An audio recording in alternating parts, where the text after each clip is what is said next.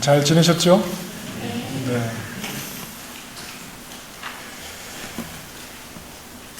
오늘 이제 우리가 욥기 21장 말씀을 좀 생각을 해볼 텐데, 욥기 21장은 그 욥의 친구 소발의 말을 들은 후에 욥이 하는 대답입니다. 그런데 이제 맨 마지막을 한번 보십시다. 맨 마지막 21장 34절 말씀 같이 한번 읽어보실까요?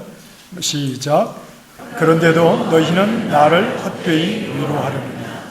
너희 대답은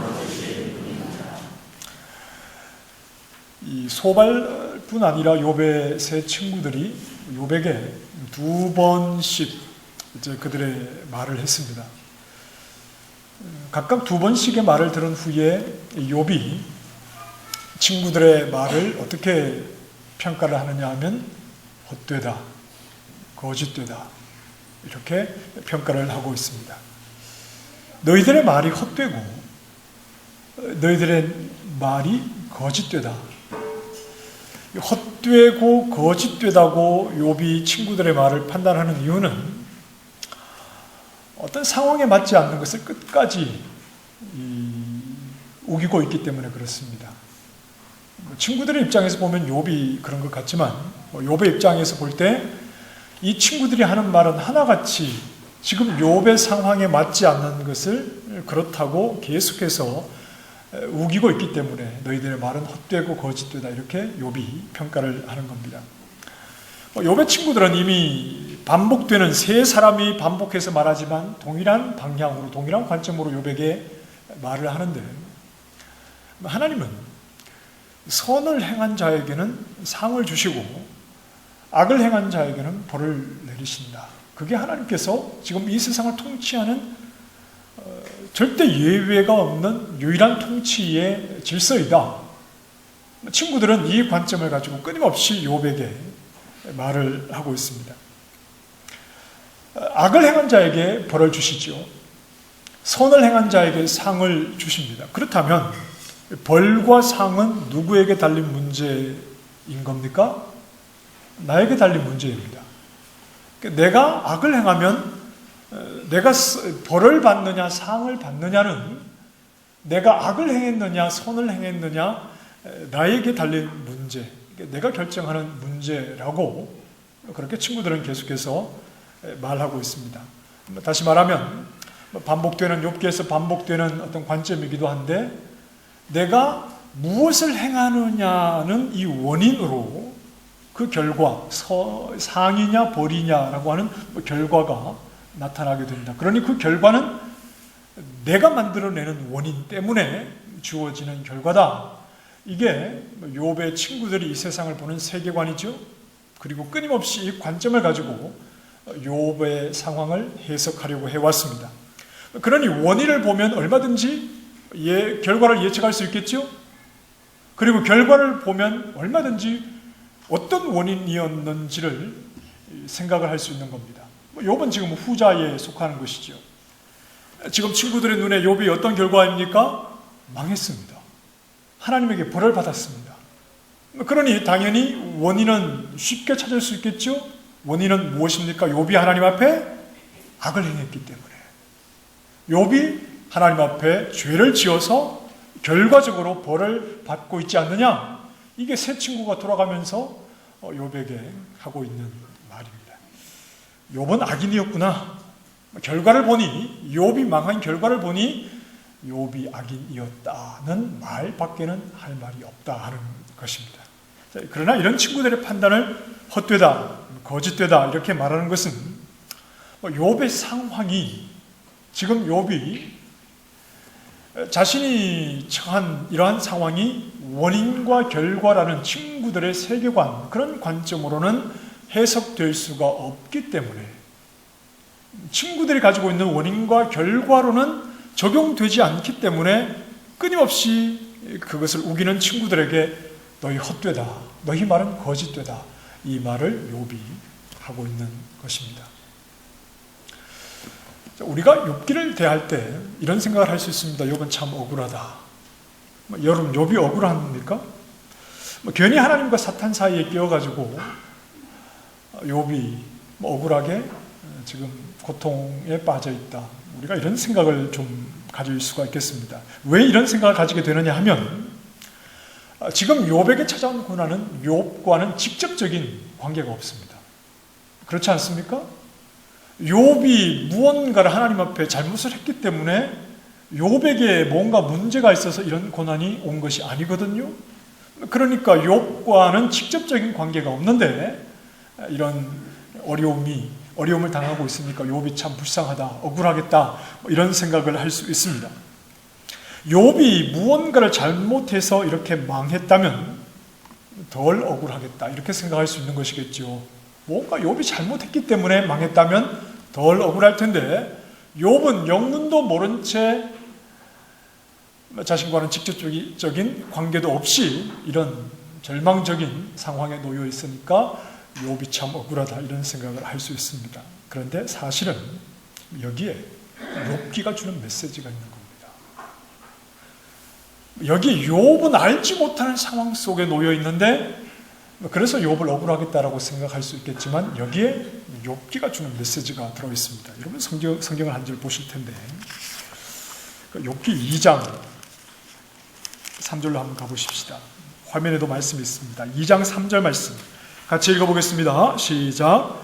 여호와께서 사탄에게 이르시되 네가 내 종 욥을 주의하여 보았느냐. 그와 같이 온전하고 정직하여 하나님을 경외하며 악에서 떠난 자가 세상에 없느니라. 네가 나를 충동하여 까닭 없이 그를 치게 하였으므로 그가 여전히 자기의 온전함을. 여기서 우리가 좀 주목해야 되는 단어는 하나님께서 마귀의 사탄의 충동을 받아 그렇게 우리가 생각하는 그런 관계는 아니라고 그랬습니다. 오늘 표현은 그렇지만 하나님께서 욥을 치게 하시는데 왜 욥을 치게 하셨다고요? 왜 욥을 치게 하셨다고요? 무엇 없이? 네, 대답해 보십시다. 무엇 없이? 까닭 없이. 말을 자꾸 하셔야지 입이 열리지. 꼭 다물고 있으면 참 숨쉬기도 힘든데. 다시요. 무엇 없이? 네, 잘하셨습니다. 까닭 없이 욥이 고난을 당하죠. 그래서 욥은 억울하다. 이렇게 우리가 생각할 수 있는데 아무런 원인 없이 욥에게는 결과가 왔죠.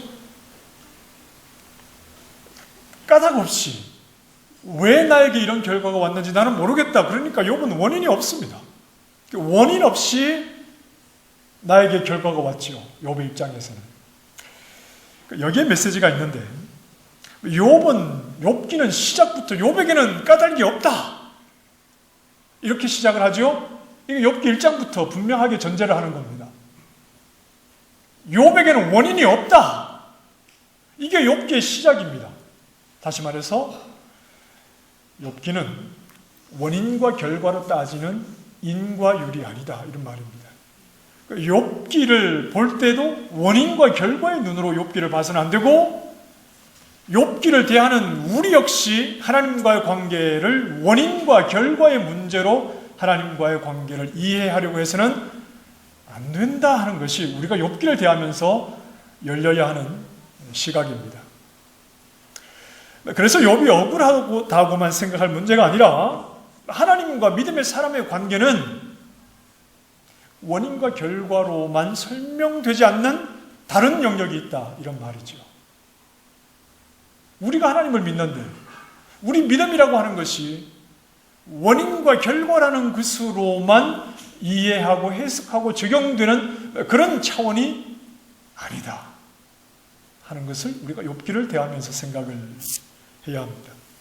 욥의 친구들이 하는 말을 헛되다, 거짓되다고 평가하는 것은 원인이 없는 욥에게 자꾸 원인을 제시하기 때문에 그렇죠. 네가 하나님 앞에 죄를 지었으니까 벌 받은 것 아니냐.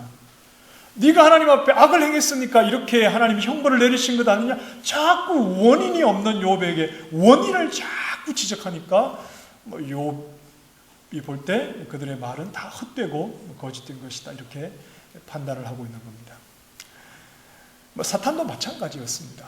사탄도 욥의 신앙을 무엇으로 이해했는가 하면 원인과 결과, 이 인과 율로 이해를 했죠?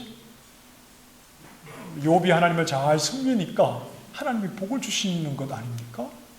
하나님이 욥이 하나님을 잘 섬겨서 그래서 하나님께서 복을 주시니 욥의 신앙은 이것이 전부라면 하나님께서 만약에 복을 주지 않으신다면 욥도 쉽게 무너지지 않겠습니까? 이게 사탄이 가지고 있는 욥의 신앙에 대한 해석이었죠. 그 원인과 결과로 해석을 했습니다. 그랬더니 하나님께서 사탄에게 뭐라고 말씀하시는 겁니까? 그거 아니다.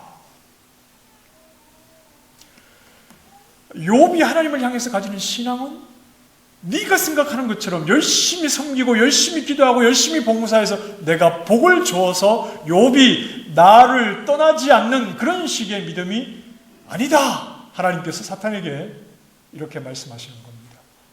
그래서 어디 한번 욥에게 손을 대봐라. 욥은 부지런히 하나님을 섬기고 있는데 그 부지런히 하나님을 섬겼기 때문에 복을 받는 결과가 주어졌다면 이렇게 원인과 결과로 욥이 믿는 하나님을 향한 신앙을 그렇게 해석을 했다면 어디 한번 그 결과를 없애봐라. 욥은 부지런히 하나님을 섬기는데 네가 그 모든 복을 다 한번 빼앗아 가봐라. 그럼에도 불구하고 진정한 믿음이라고 하는 것은 흔들리지 않는 것이어야 한다. 이게 욥기를 통해서 우리가 하나님을 향한 믿음이 무엇인지에 대해서 가져야 하는 생각이라는 것이죠. 기독교 신앙이 무엇인지 여러분 늘 생각을 하셔야 합니다. 기독교 신앙이 무엇입니까? 내가 하나님께 부지런히 기도해서 하나님을 감동시킬 수 있다는 생각, 내가 하나님께 최선을 다해서 하나님을 섬기면 내 마음에 진실함으로 그분을 움직일 수 있다는 생각, 내가 열심히 하나님을 섬기면 최선을 다해서 남달리 하나님을 부지런히 섬기면 하나님께서 반드시 나에게 복을 주신다는 이런 생각, 그런 게 아니라는 말입니다. 여러분은 하도 이런 얘기를 들어서 별로 눈이 둥그러지지 않으시는데 한국 교회 가서 이렇게 설교하면 눈이 둥그러집니다. 왜냐하면 하나님과 우리 신앙의 관계를 원인과 결과로 이해를 하고 있기 때문에 그렇죠. 내가 하나님께 부지런히 기도하고 내가 하나님을 부지런히 남보다 열심히 섬기면 하나님이 반드시 거기에 대한 응답을 주실 것이다. 이렇게 생각을 합니다. 그런데 기독교 신앙은 그런 것 아닙니다. 기독교 신앙은 누가 누구를 감동시키는 것이라고 했죠? 우리가 하나님을 감동시키는 것이 아니라 하나님이 우리를 감동시키는 것이 기독교 신앙입니다. 아무것도 아닌 우리에게 하나님 그분의 겸손함과 그분의 사랑과 그분의 성실함으로 우리에게 다가오셔서 아무 가치 없는 우리에게 놀라운 은혜를 베푸셔서 여전히 자격 없는 우리를 구원해 내심으로 그 하나님 베푸신 은혜가 얼마나 크고 놀라운가에 우리를 감동시키는 것이 기독교 신앙입니다. 우리가 하나님을 감동시킬 수 있습니까? 없습니다. 그런 것 아니죠? 우리는 하나님이 하신 일에 감동되는 자들이어야 합니다. 그래서 막연한 열심은 위험하다고 그랬죠? 그 열심히 무엇을 추구합니까? 하나님을 감동시켜보겠다는 것 아닙니까? 그게 아니라 우리는 우리의 열심 이전에 무엇을 먼저 알아야 되느냐 하면 하나님을 알아야 합니다. 하나님이 어떤 일을 하셨는가? 하나님이 어떤 분이신가? 하나님이 나 같은 것을 위해서 무엇을 하셨는가? 하나님이 하신 일을 알게 될 때, 그 은혜를 알게 될 때 우리는 다 그분 앞에 감동될 수밖에 없지요. 그 감동된 마음을 가지고 하나님 없이는 저는 아무것도 아닙니다. 이 사실을 더 깊이 고백해가는 것이 신앙의 과정입니다.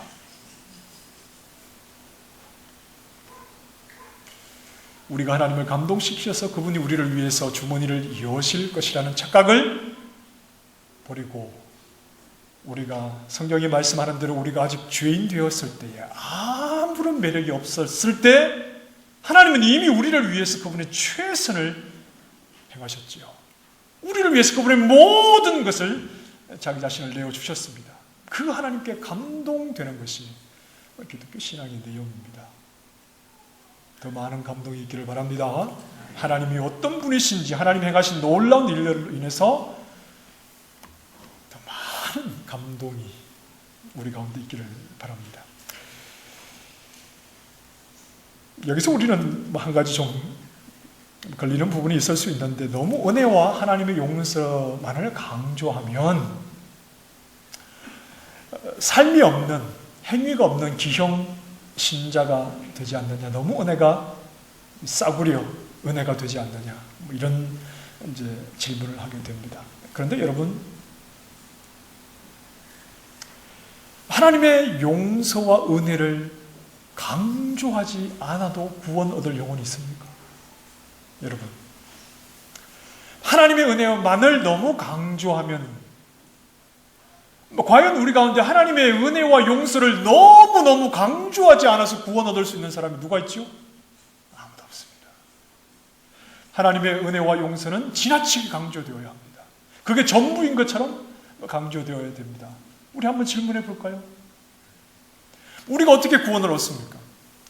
내가 하나님의 은혜를 깨달아서 그 후에 내가 삶을 많이 변화시켰기 때문에, 그 변화시킨 삶 때문에 우리가 구원을 얻는 겁니까? 아니면 하나님의 그 큰 은혜를 아무리 생각을 하고 측량을 하려 해도 다 측량할 수 없고, 그 하나님의 은혜가 아니면 내가 그분 앞에 나아갈 방법이 없는 줄 알아 오직 그 은혜만 의지하고 그 은혜만 자랑하는 마음 때문에 우리가 구원을 얻는 겁니까?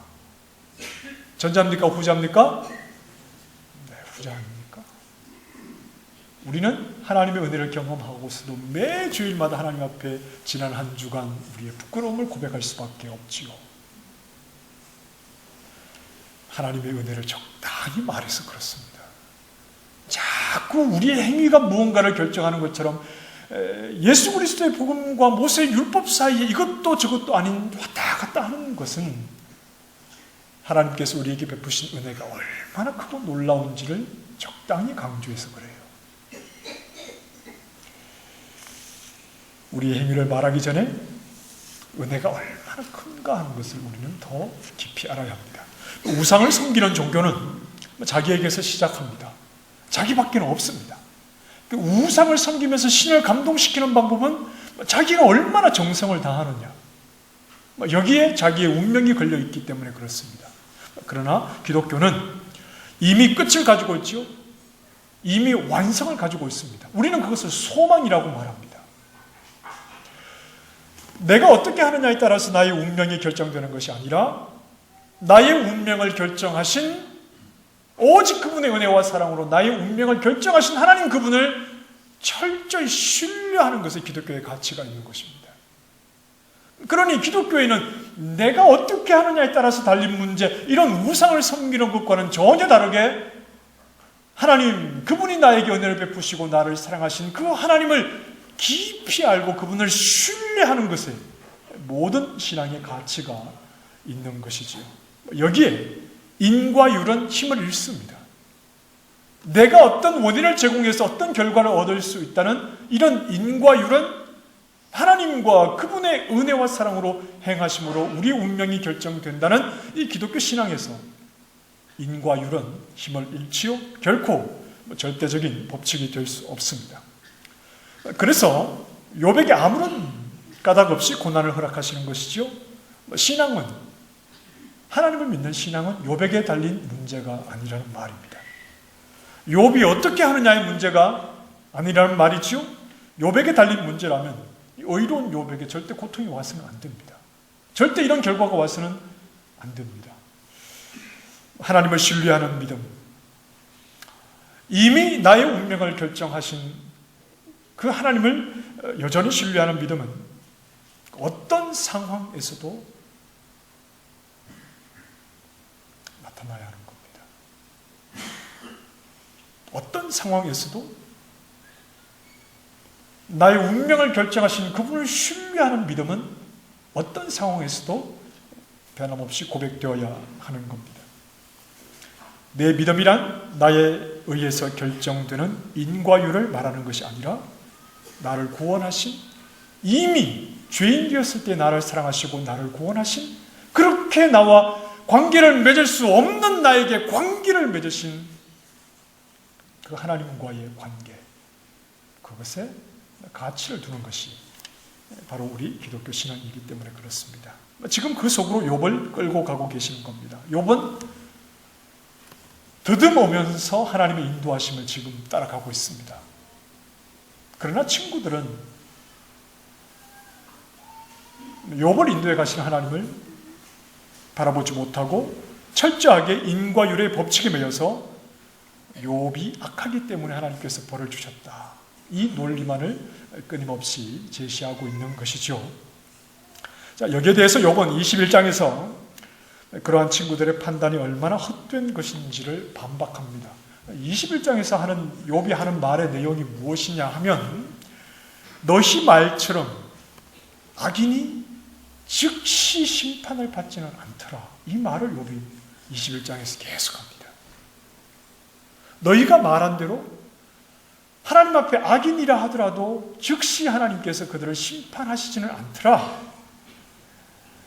원인과 결과의 법칙으로, 그래서 악을 행한 자에게는 반드시 악의 무게만큼 하나님께서 심판을 하셔서 누구나 알 수 있도록 신속하고 분명하게 하나님께서 악인을 심판하시지는 않더라, 이 말을 욥이 21장에서 계속합니다. 그것을 무엇으로 증명하느냐 하면, 이 땅에서 악인이 잘 되는 것으로 욥이 지금 증명을 하는 겁니다.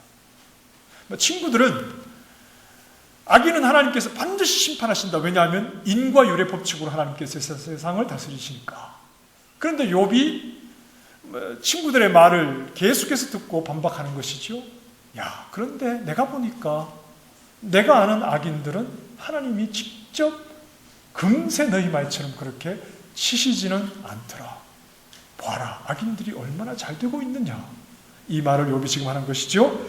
자, 오늘 본문을 다시 한번 보실까요? 7절부터 9절까지의 말씀을 다시 한번 읽어보십시다. 7절부터 9절입니다. 시작.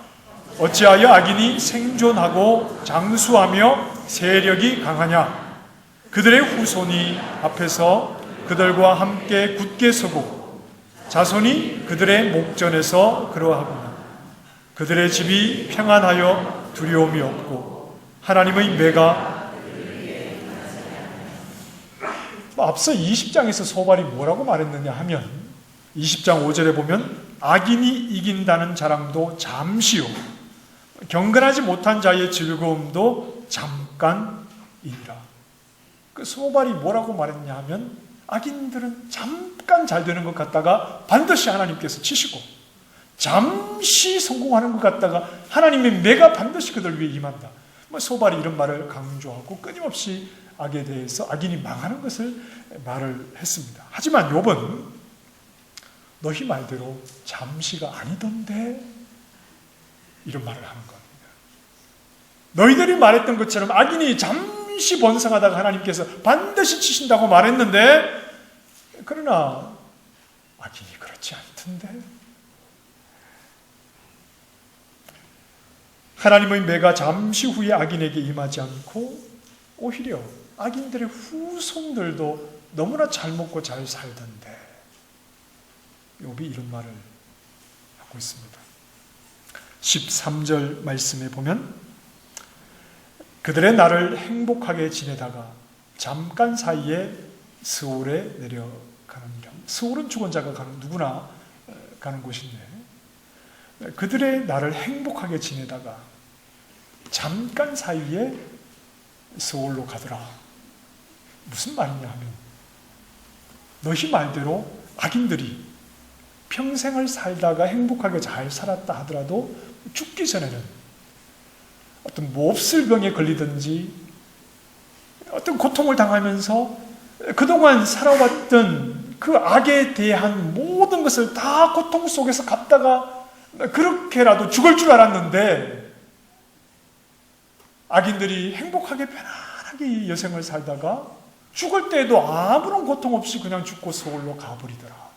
욥이 지금 친구들에게 이런 말을 합니다. 너희는, 악인은 반드시 심판을 받는다고 말했지 않느냐. 악인이 이 땅에서 잘 되는 것도 잠깐이요 금세 하나님의 매가 그들을 친다고 말하지 않았느냐? 그래서 지금 너희들은 내가 이렇게 멸망한 것이 내가 하나님 앞에 악을 저질러서 하나님께서 금세 나를 치셨다고 그렇게 나를 악하다고 나를 비난하지 않았느냐? 그런데 내가 보니 하나님을 두려워하지 않고 악을 저지른 자들도 행복하게만 잘 살더라. 그렇게 살다가 마지막 죽기 직전에라도 모든 그들이 행한 악의 무게에 짓눌려서 남들보다 수십 배 고통을 당하며 그렇게 죽을 줄 알았는데 그것도 아니고 잠깐 사이에 금세 세상을 떠나버리고 말더라. 그럼 이게 뭐냐? 너희들은 친구인데 나를 위로하러 와서 내가 당한 이 고통이 내가 악을 저질렀기 때문에 하나님께서 악인에게 반드시 심판하시는 그 심판을 받고 있다고 끊임없이 나를 손가락질했는데 그런데 내가 보니 악인들 행복하게 잘 사는 사람들 많더라. 죽을 때도 편하게 죽고 그 후손들도 행복하게 사는 자들이 너무나 많더라. 그런데 왜 나만 그렇다고 말하느냐? 욥의 말에는 친구들에게 어떤 메시지가 들어있습니까? 모든 것을 판단하려고 하는 너희가 가진 그 인과 율, 그것으로는 다 설명되지 않는 것이 있다. 지금 욥이 이 말을 하는 것이죠. 너희들이 말하는 인과 율이라고 하는 것이 전혀 틀린 말은 아니지만 그러나 모든 상황이 그 속에 다 들어가는 것은 아니다. 이 말을 욥이 지금 친구들에게 하고 있는 거죠. 우리가 가진 복음이 그렇습니다. 여러분, 복음은 인과율로 설명이 됩니까? 원인과 결과로 설명이 됩니까? 로마서 3장 21절에 이런 말씀이 있죠. 이제는 율법 외에 하나님의 한 의가 나타났습니다. 하나님의 의가 어디에서 나타났다고요? 율법 외에. 율법이라고 하는 것은 철저히 인과율의 법칙 속에 놓여 있는 겁니다. 네가 율법을 잘 지키면 의로운 자, 하나님 앞에 설 수 있는 의로움을 주겠다. 그러나 네가 율법을 잘 지키지 못하면 너는 절대 의로운 자가 될 수 없고 너에게 왕노릇하는 것은 사망이다. 율법은 철저하게 인과율의 법칙 속에 놓여 있는 것이죠. 그런데 의가 어디서 나타났다고요? 율법 외에, 율법 밖에서 율법을 다 지킨 자들에게 주어지는 의로움이 주어졌는데 그게 바로 우리에게 온 복음이다. 이렇게 바울이 말하는 겁니다. 우리가 얻게 된 의로움은 우리가 얻게 된 하나님 앞에 나아갈 수 있는 거룩하신 하나님 앞에 나아갈 수 있는 자격은 인과율에 의해서 얻어진 것이 아니다. 율법 밖에서 우리는 의로움을 얻었다. 그건 하나님이 우리를 사랑하셔서 너무 이런 말들을 많이 해서 감흥이 없는데 하나님이 나를 사랑하셔서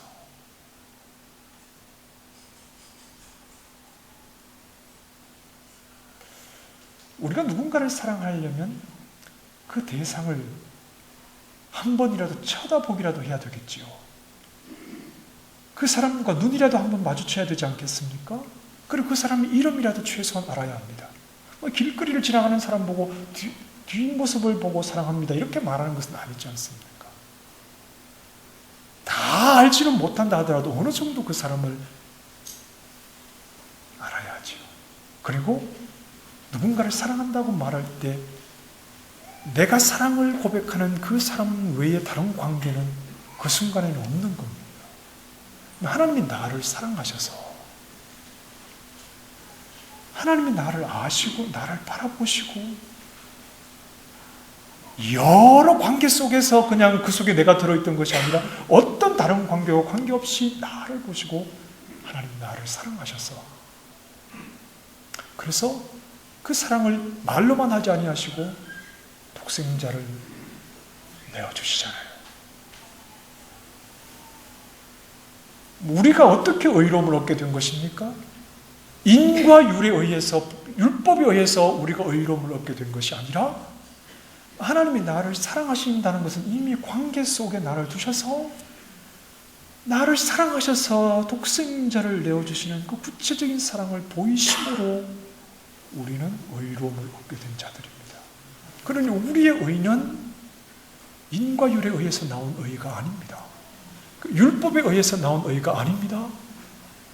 하나님이 나를 사랑하셔서 그 관계 속에서 얻게 된 의로움이죠. 관계가 만들어낸 의로움입니다. 우리의 의로움은 철저하게 하나님과의 관계 속에, 하나님의 사랑을 받는 관계 속에 있다는 말입니다.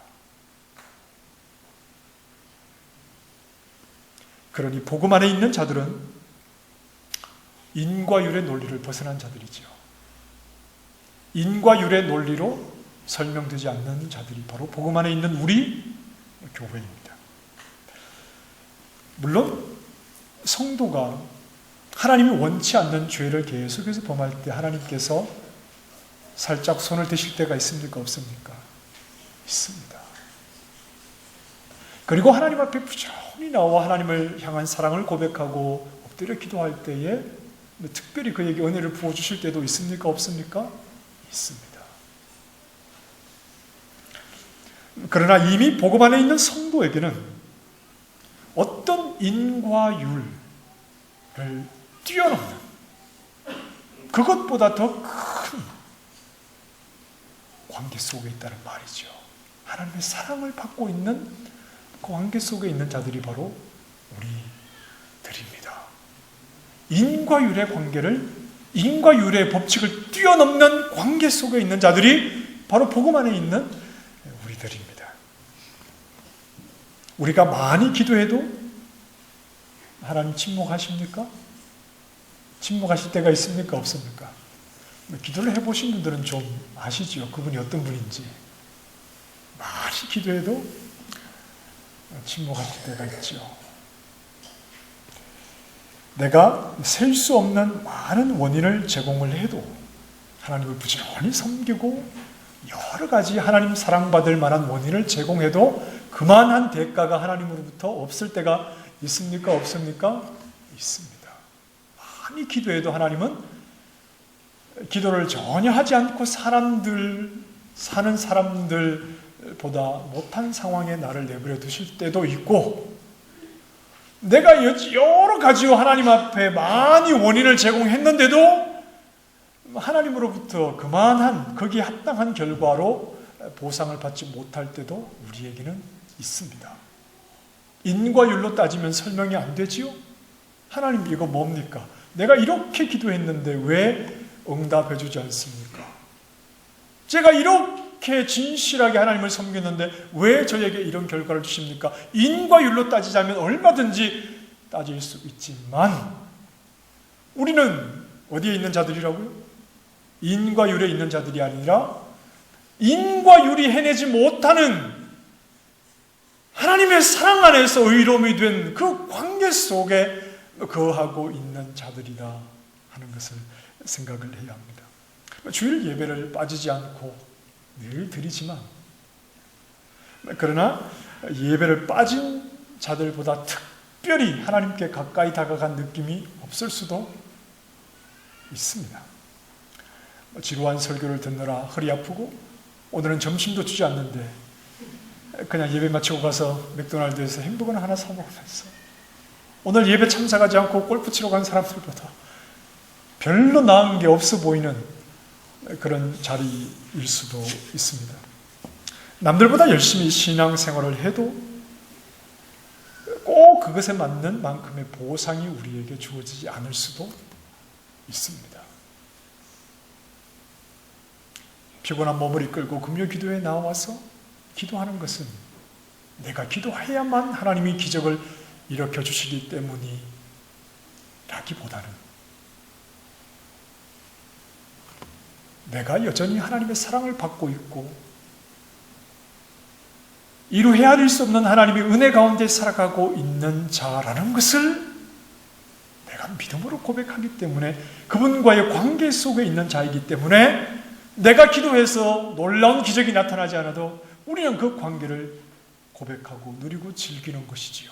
하나님을 부르며 찬양을 통해서, 예배를 통해서, 기도를 통해서 나를 불러 하나님과의 관계의 자리에 세워주신 그분께 꼭 내가 많이 기도했다고 해서 그만한 대가와 보상이 없다 하더라도 이미 그 인과 율의 관계를 뛰어넘은 하나님의 사랑 안에서 그 사랑을 받고 있는 자이기 때문에 하나님을 예배하고 하나님 앞에 나와 기도하고 하나님과의 관계를 누리며 살아가게 되는 것이 우리 그리스도인의 신앙의 내용입니다. 오늘 예배 드렸는데 영도 배고프고 육도 배고프구나. 그렇다고 해서 우리에게 아무런 이득이 없는 것이 아니라 우리가 작은 믿음을 가지고 나를 사랑하시는 하나님과의 관계 속에 내가 있다는 것을 비록 부족하나마 또 확인하고 고백하는 시간이 바로 이 기도의 시간이고 예배의 시간이 되는 거지요. 우리가 부르는 찬양 가운데 이런 찬양이 있습니다. 응답하신 기도 감사. 여러분, 거절하신데 왜 감사하죠? 인과 율의 원리로는 설명이 되지 않는 부분입니다. 내가 하나님 앞에 열심히 기도했으면 당연히 결과가 있어야지 왜 거절하는데 감사를 하죠? 왜냐하면 이미 우리는 하나님과의 관계 속에 있기 때문에 그렇습니다. 인과 율의 법칙 속에서 믿음 생활을 이어가는 것이 아니라 나를 사랑하시는, 내 눈으로 다 확인되지 않아도, 내가 이해되지 않아도 나를 사랑하셔서 그 아들을 주신 그 사랑을 의심하지 않고 그 관계 속에 있기 때문에 내가 많이 기도해서 응답해 주셔도 감사하지만 내가 많이 기도해서 응답이 없어도 이미 우리는 인과 율이 아니요 하나님의 사랑 그 관계 속에 거하고 있기 때문에 거절하셔도 감사합니다. 이게 우리 기독교 신앙이죠.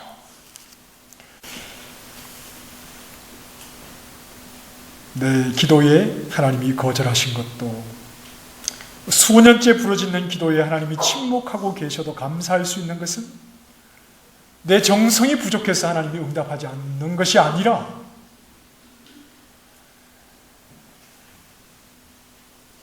무엇으로도 설명할 수 없는 나를 향한 사랑, 나를 안아주심, 나를 자녀 삼아주심, 헤아릴 수 없는 은혜 베풀어 주심, 변함없이 나를 사랑하고 계심, 나 하나님을 아버지라고 부를 수 있는 놀라운 자리에, 놀라운 관계에 나를 불러주심, 그 은혜가 내 안에 가득하기 때문에, 그 관계 속에서 살아가고 있기 때문에 우리는 하나님께 늘 감사하며 살아갈 수 있는 것이지요. 우리의 기도는 이렇게 그분을 사랑하는 사랑의 고백이요, 그 관계를 누리는 관계의 누림에 대한 표현입니다. 내가 부지런히 기도해서 뭘 얻어내겠다, 이런 인과율의 표현이 아니라 그분을 사랑하기에 그분께 모든 것을 맡겨드리고 그분과의 관계 속에서 나는 살아가리라. 그러니 기도는 응답이 없어도 이미 기도한다는 자체가 응답인 거지요. 이미 하나님을 부르고 있다는 그 자체가 진정한 신앙 가운데 거하고 있다는 것을 우리에게 보여주는 것이고, 이 관계를 누리는 것을 우리는 기독교 신앙이라고 말합니다. 다 이해되지 않는 많은 일들이 있습니다. 실망하더라도 지나치게 실망하지 마십시오. 잠시 낙심하더라도 지나치게 낙심하지 마십시오. 하나님께서 우리에게 이렇게 물으시죠. 야, 너와 나와의 관계가 이것밖에 안 되냐? 독생자를 내어주면서 너를 이렇게 사랑한다는 사랑을 표현했는데 그 일 때문에 낙심하고 그 일 때문에 절망하면 네가 내 안에서 누리는 관계가 이것밖에 되지 않느냐? 하나님께서 이렇게 묻지 않으시겠습니까? 복음 안에서 하나님을 아버지라 부르게 된 놀라운 은혜를 입은 사랑하는 성도 여러분, 그 관계를 누리실 수 있기를 바랍니다. 인과 율을 가지고 자꾸 나를 괴롭히지 말고 하나님을 의심하지 말고 응답하시든 응답하지 않으시든 그 관계 속에서 살아가게 됨을 감사하시면서 하나님의 신실하심을 늘 고백하며 서 있는 자리에 감사함으로 하나님 안에 머무는 믿음의 모든 종들이 다 되시기를 주님의 이름으로 축원합니다. 기도하십시다. 하나님,